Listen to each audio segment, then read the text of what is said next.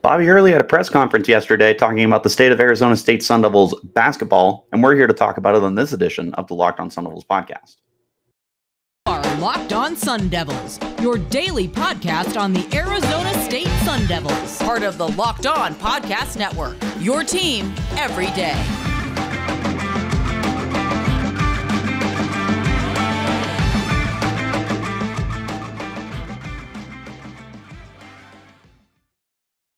This episode is brought to you by FanDuel Sportsbook, official sportsbook of Locked On. Make every moment more. Visit FanDuel.com/LockedOn today to get started.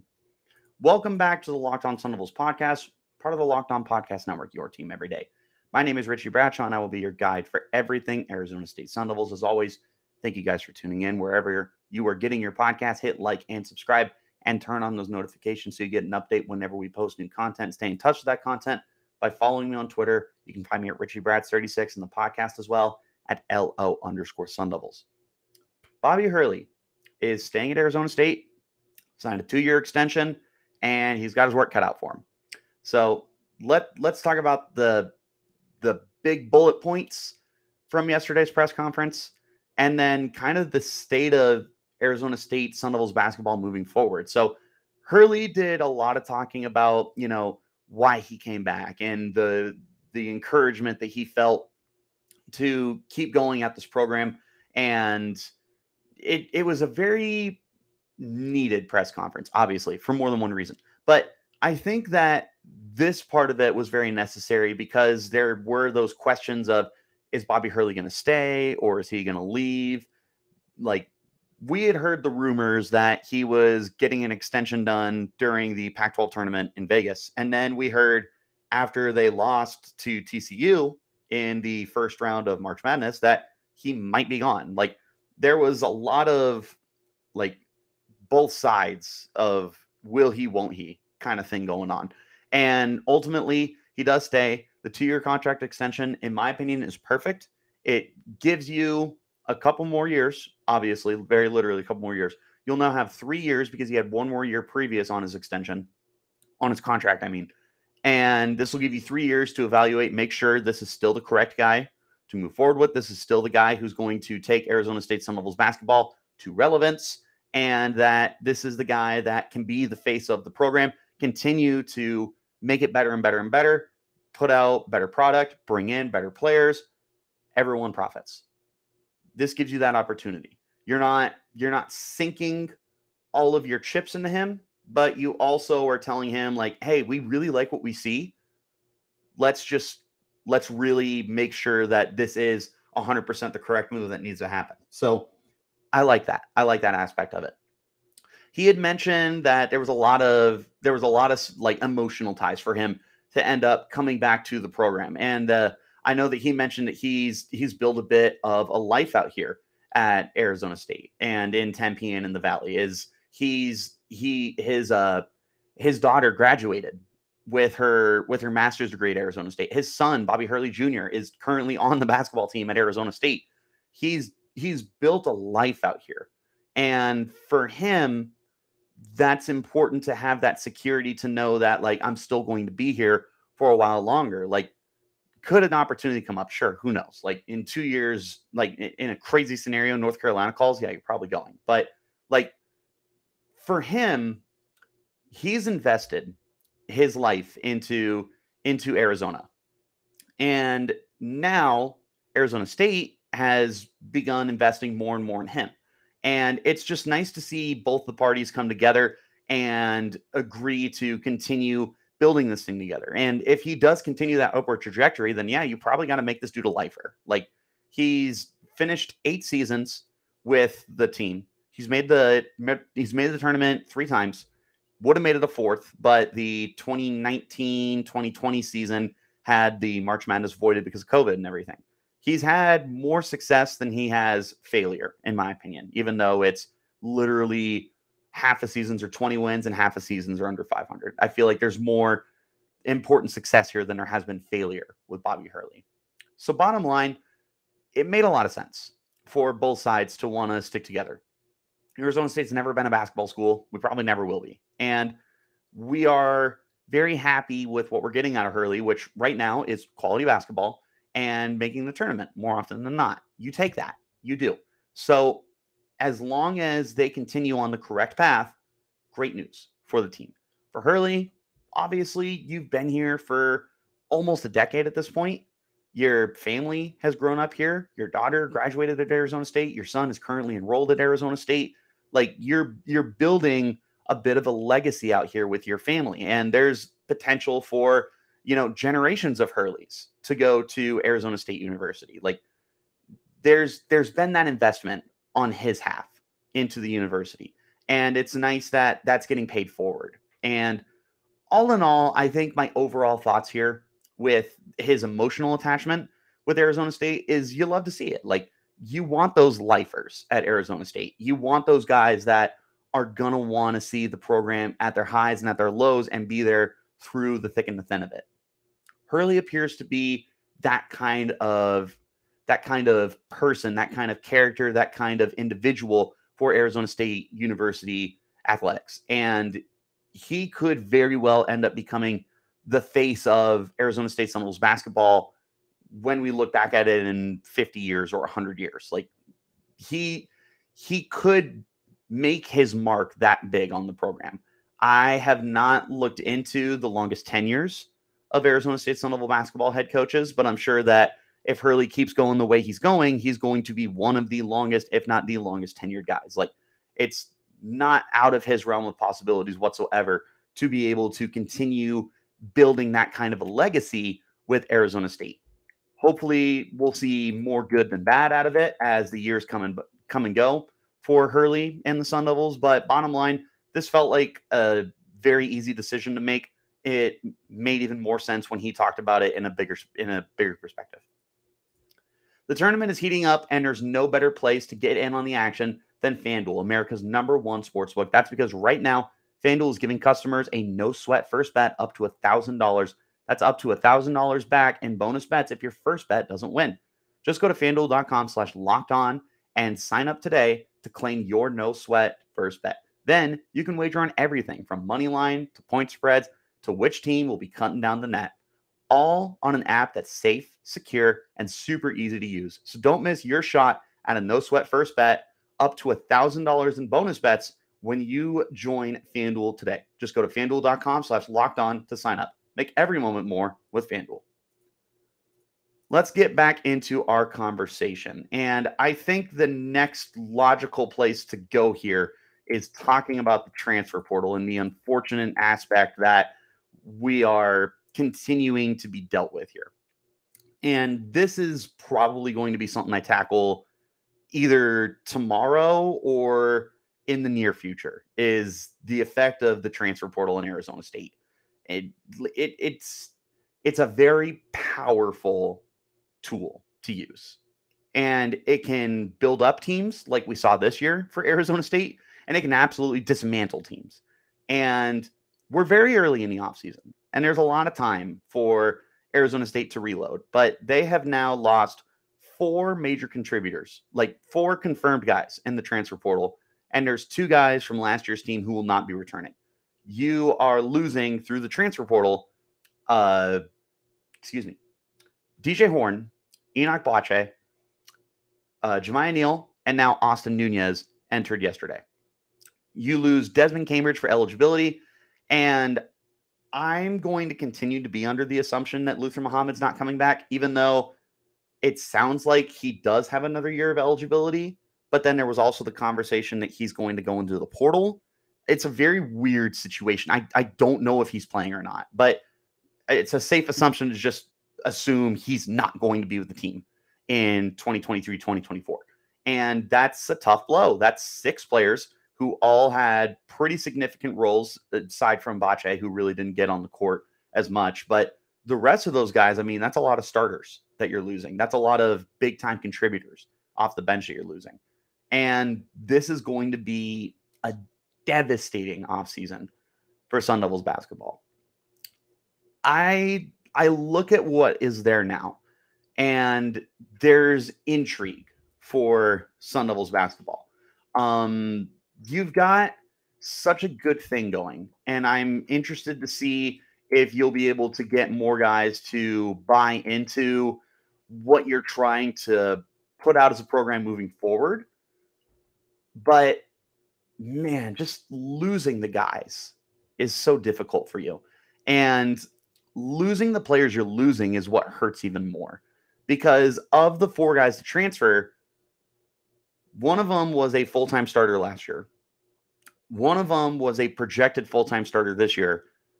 And you could heavily imply, and I definitely did, that Nunez was going to be a full-time starter in 2023-24.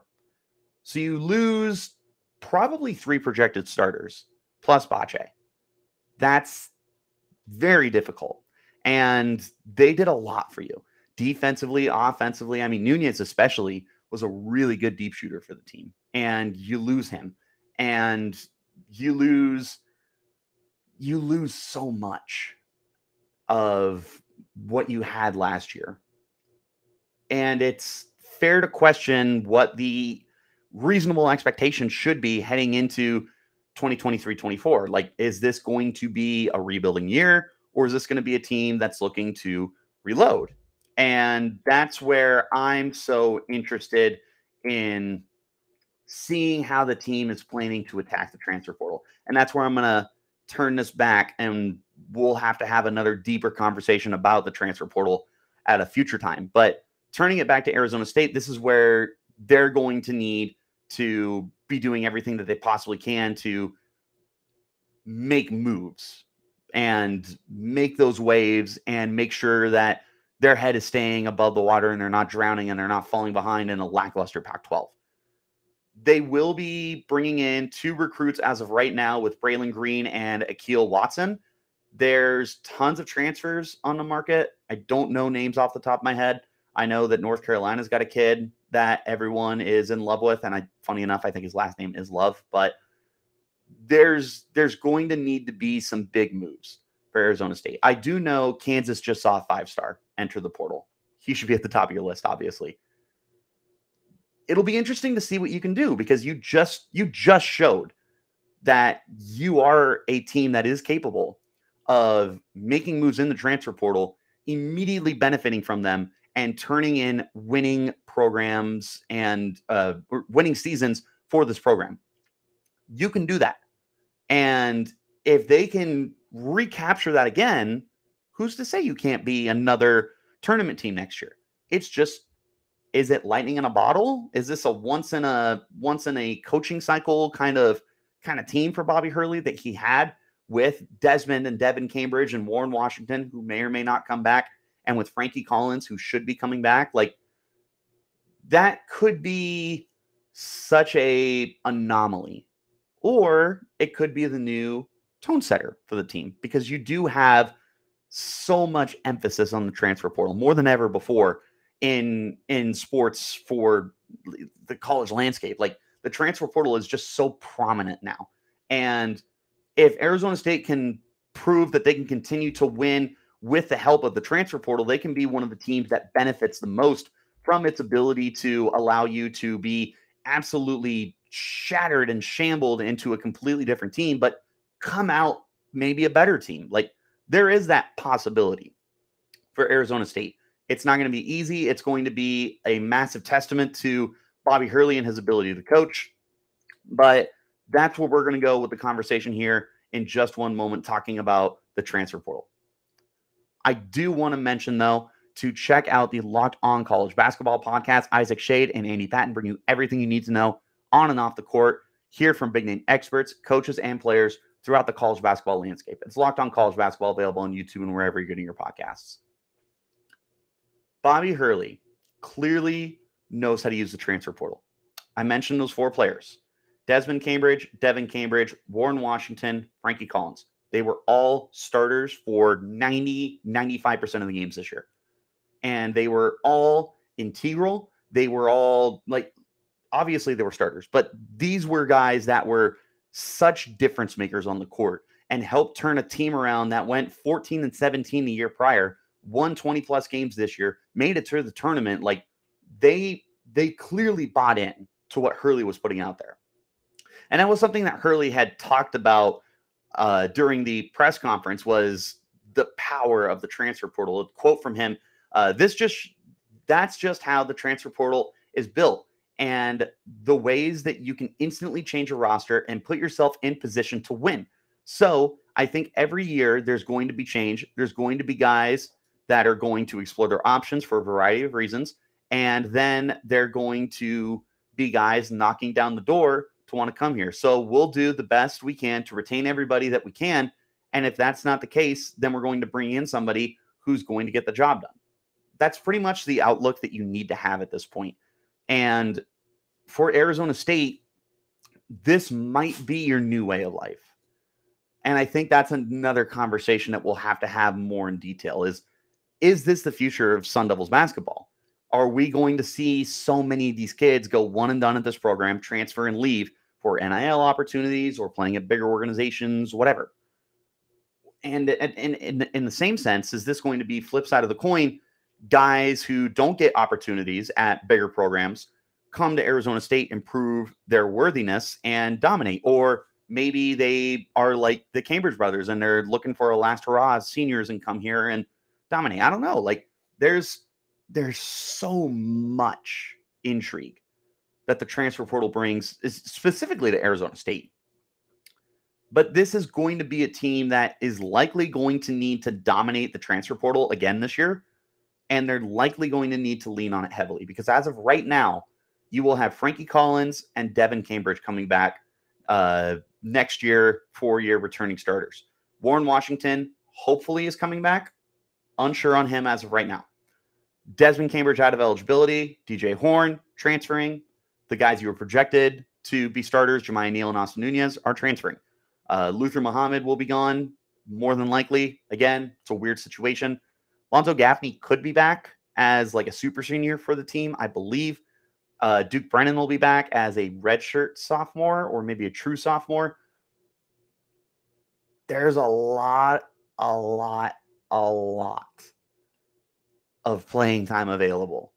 And that is something that is going to really help Arizona State market itself to these kids in the transfer portal. Some of these kids are leaving big programs and they're looking for a chance to play 25, 30 minutes a game. And Arizona State gives them that opportunity to have a significant role. And I mean, it's wide open. Devan and Frankie, and if Warren does come back, will lock up their spots. That's still 2 of your 5 starting spots that are wide open. And even beyond the 3 guys that are returning, there's still not a lot of depth here. Like there's a lot of opportunity for transfers to come in, get immediate playing time for Arizona State and make a difference. And that's something that they're going to need to really sell to these teenagers and these young adults is Arizona State. We just had a great season. We just proved that we can win with transfer portal kids. And we want to continue to show that that's a trend for this organization. How do you do that? You do it once, you sell them on it, and tell them that it can happen again. That's pretty much where Hurley appears to be at is, this is the name of the game. This is the way we're going to play. And this is how we win. This is how Arizona State moves forward in the new world of college sports. We dominate the transfer portal. That appears to be Hurley's mindset. That is absolutely the right mindset that he needs to have right now. Final takeaway. I thought it was pretty much everything that I wanted, everything I needed out of a press conference from Bobby Hurley. We're going to be heading into a very important offseason. This is going to, how funny is that you have such an important offseason for football with Kenny Dillingham and with so many transfers. And now you have the exact same thing with basketball. You have the same head coach, thankfully, but you have so much opportunity for new guys to come in and to really change the trajectory of Arizona State basketball from like routinely annual, like laughing stock to tournament contender every year. There is that chance that Hurley can get them there. I think he will be able to get them there. We're going to find out, and we're going to keep you in touch with everything that's going on with the transfer portal, with recruiting, with everything that goes on in the offseason for the Sun Devils basketball team. So wherever you're getting your podcast, hit like and subscribe and turn on those notifications so you get an update whenever we post new content. Stay in touch with that content by following me on Twitter, RichieBrats36, and the podcast at LO_Sun Devils. Like I said, I will be back very soon to talk about the transfer portal. If it's not tomorrow's podcast, it will probably be sometime next week to talk more in detail about how that might be the future of Arizona State Sun Devils sports. But until next time, you keep it locked right here on Locked On Sun Devils.